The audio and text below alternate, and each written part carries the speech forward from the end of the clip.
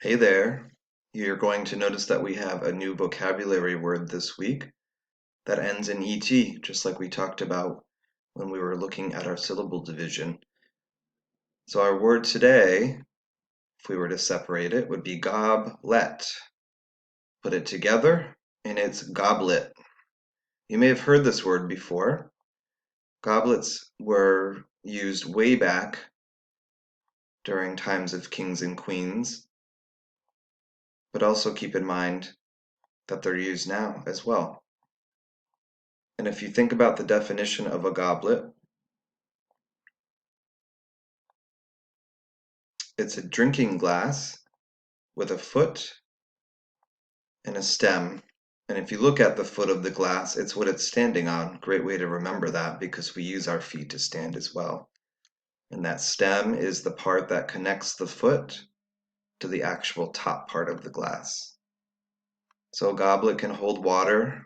You'll see fancy goblets at restaurants where they serve water. It can hold wine as well. And if you were to use this word in a sentence, I'm going to give you an example of what a good sentence would be. Make sure that when you do this activity later on, that you describe goblet in a sentence so that people know what it actually is. So we could say something like, the goblet fell over on the table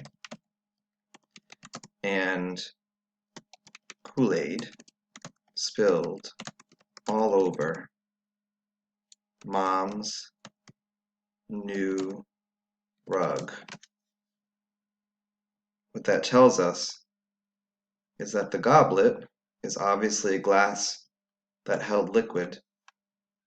Okay, and Mom isn't too happy now. She's got to clean up that mess. All right, so this was an example of a vocab word that you may not hear too often. We don't use it too often these days. That ends in ET. I have a few more that I'll introduce to you as well. Good luck.